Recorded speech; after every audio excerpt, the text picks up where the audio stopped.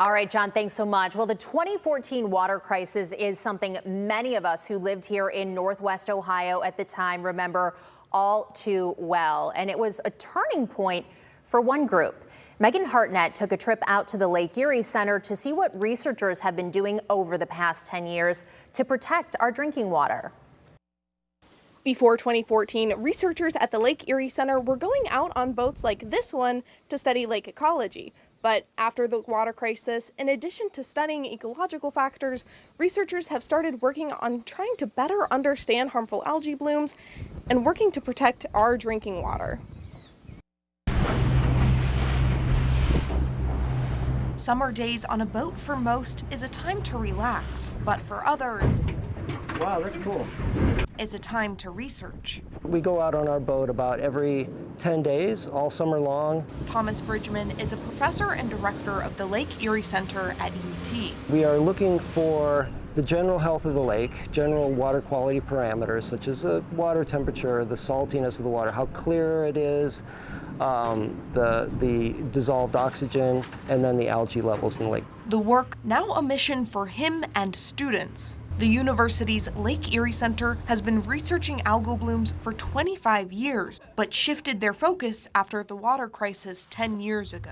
After 2014, we added an emphasis in protecting our drinking water supplies and understanding the toxins that the harmful algae produce. Because learning more about them could help predict them. Just in general, improve our understanding so that we can reduce this problem in the future. The center works with the city of Toledo's water treatment plant, as well as the ones in Bowling Green and Defiance. Not only has the focus of their research evolved, so has the technology. We can now know in real time from buoys in the lake that we did not have in 2014 how bad the bloom is it approaching a water treatment plant? And then there are advancements now in how to treat the bloom once it gets into a water treatment plant. Except one mystery these scientists are still working to figure out is what causes certain algal blooms to produce toxins. You could have the same amount of algae in the lake, but it could be twice as toxic this year as it was last year, or half as toxic this year as it was last year. And we don't know what causes this intensification of toxin production. It's not here where researchers find answers, though. It's here at the lab.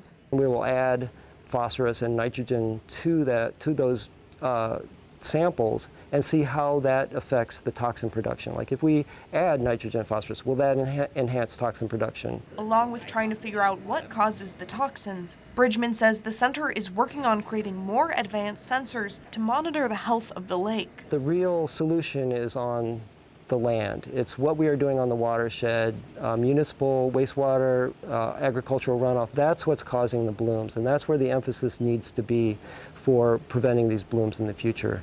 Bridgman says if people are interested in learning more about the Lake Erie Center, they can call and schedule a visit.